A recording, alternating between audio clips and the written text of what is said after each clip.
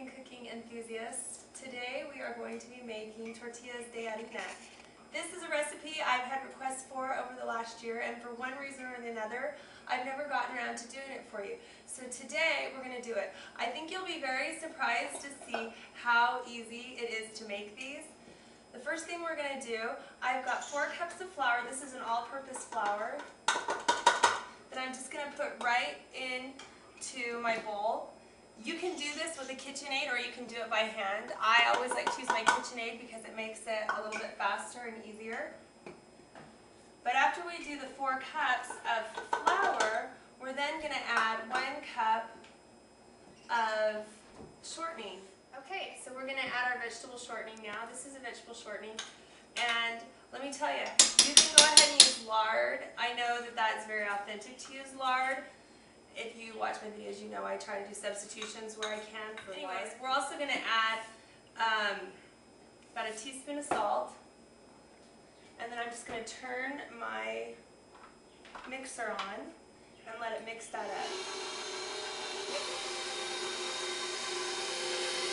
Alright, if you look down in here, you can see that this is starting to crumble up a little bit.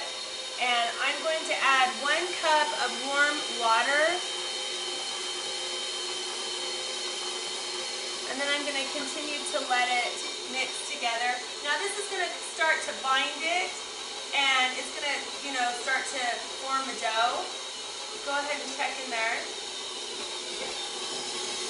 You can see how that's kind of bringing it all together.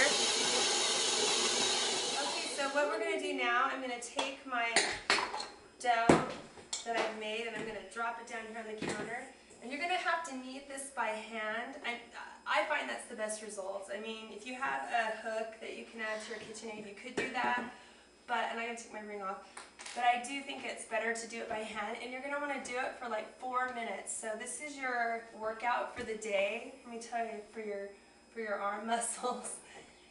And I'm losing my voice a little bit, so if I sound a little raspy, that's probably helpful to some of you, because I know some of you think my voice is too high. Anyways, 4 minutes doing this. Okay, this has been going for about 4 minutes. And now what I'm going to do is I'm going to break this into balls. Now this is kind of dependent upon how many you want and how big you want them to be. I find that this recipe works best if it's about 12 and they're a pretty good size. So I'm just going to roll them into balls. I want to spray my bowl with just a little bit of non-stick cooking spray. And then I'm just going to drop them down in there. And like I said, we'll do about 12. Okay, I rolled these all out into nice balls. And I'm going to cover them, and they're going to sit for about a half an hour. And then we're going to roll them out. Alright, so this has been sitting for about 30 minutes. And I've taken out one of my balls. And I'm just kind of patting it out a little bit. I very, very lightly floured the surface. Do not over flour the surface, because that is bad news. Now if you have a rolling pin and it has some of those little knob handles that are on it, take a second and pull those off, because those are just going to get in your way. And we're just going to roll this out into a very, very paper thin dough. And when we get to that point, I'll show you how it looks. This is the part that no abuelita is going to tell you. But clearly, I want to save you time and stress, because that's what we're all about here. So what you're going to do next is take a plate. These lovely things were created for more than just eating off of. And we're going to set it right down on top of our flour, on top of our dough that's rolled out. And we're going to cut right around it. Now, if you want to show your skills and all of that, feel free. I can do this. I'm not going to lie and say that I am like the queen of this, but I can do it without. And see, then we're going to just remove that dough, and look, we have a perfect piece of dough. Now the next thing you're going to do, you're just going to lift this up, and you're going to have to follow me, cameraman, because you don't want to stop with this. Now because this is stretched out, when we stick it on our pan to cook it, it will shrink a little bit. But you can see that. We're going to take it right over here. I have my pan already on a simmered heat. We're going to lay that right on there. Now here's the thing I want you to pay attention to. See these little bubbles that are forming? Mine's a little bit funny shaped. I guess I pulled too hard, but hey, it works.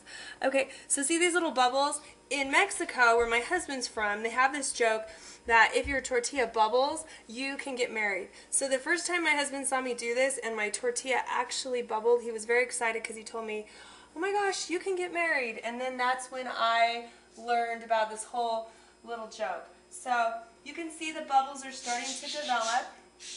And my birds have decided they want to join us this morning and chat. Oh, there's a bubble. Okay, you don't have to exaggerate. All I'm going to do is I'm going to flip it over, let it cook on the other side. It needs just a little more time. And then we'll take it off and I'll show you how it looks. And see how that looks? So basically you've got yourself a perfect flour tortilla there. Okay, so there you have it. Check that out. Perfect flour tortilla. You want it to have these little bubbles and these little brown spots, and it's just really that simple. So keep watching. So remember, you can find the recipe for this at marriedtoamexican.com. Click on the Cook With Me page, and we'll just meet you back here in the kitchen again with another great Mexican recipe. We'll see ya.